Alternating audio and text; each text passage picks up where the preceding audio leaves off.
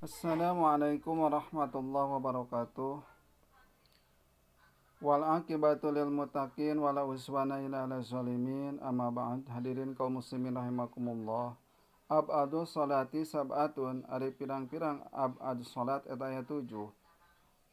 Naon di antarana at-tasyahudi awal nu kahiji nyaeta tasyahud awal. Wa quduhu jeung nu kadua nyaeta calikda dina tasyahud awal. Wassalatu ala nabi sallallahu alaihi wasallam fihi jeung katilu nyaeta maca sholawat ka Kangjeng Nabi sallallahu alaihi wasallam dina tasyahud awal. Wassalatu ala alihi fi tasyahudil akhir jeung kaopat nyaeta maca sholawat ka kaluargana dina tasyahud akhir. Wal kunutu jeung nu kalima nyaeta kunut. Wassalatu wassalam ala nabi sallallahu alaihi wasallam wa ala alihi washabihi fihi jeung nu kagenep nyaeta maca shalawat jeung maca salam ka Kangjeng Nabi sallallahu alaihi wasallam ka kaluargana washabihi jeung ka sahabatna kagenep katujuh fihi dina tasyahud akhir. Jadi 7 rupa pirang-pirang abad salat. Naon diantara nu tadi teh kahiji nyaeta tahiyat awal, nu kadua calikna, nu katilu maca sholawat ka Kanjeng Nabi dina tahiyat awal. Seperti contohna Allahumma sholli ala sayyidina Muhammad sabari ngancungkeun curug, nunjukkeun curug teras rengse langsung ngadeg deui ulah nganggo wa ala alihi. Sabab lamun nganggo wa ala alihi eta geus ngawajibkeun kana salam.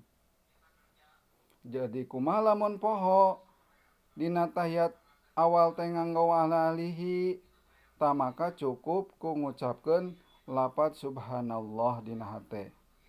Kumaha lamun pohona dina saberesna tetapi sameme aweh salam, maka bisa ditambal ku sujud sahwi. Wassalatu ala ali fi tasyahudil akhir jeung nu kaopat nyaeta maca shalawat ka kaluargana dina tahiyat akhir. Jadi maca shalawat ka keluargana mah dina tahiyat akhir.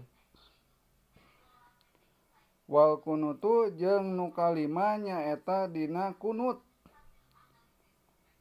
Wassalatu wassalam ala nabi sallallahu alaihi wasallam jeung kagenep nyaeta maca sholawat jeung maca salam ka Kanjeng Nabi sallallahu alaihi wasallam wa alihi jeung ka keluargana washabihi jeung ka para sahabatna eta dina tahiyat akhir. Jadi perbedaanana antara tahiyat awal jeung tahiyat akhir teh tahiyat awal mah cukup nepi ka Allahumma sholli ala sayyidina Muhammad teras ngadeg deui, tapi dina tahiyat akhir mah eta nepi ka rengsena nepi ka wa ala alihi washabihi nepi ka beres innaka hamidum majid dina tahiyat akhir. Tah kumaha lamun pohona dina tahiyat awal cukup maca subhanallah lamun inget dina pada harita, tetapi lamun misalna ingetna dina mangsa memeh aweh salam maka bisa ditambal ku sujud sahwi. Wallahu a'lam bishawab. Muga aya manfaatna. Billahi taufiq wal hidayah. Wassalamualaikum warahmatullahi wabarakatuh.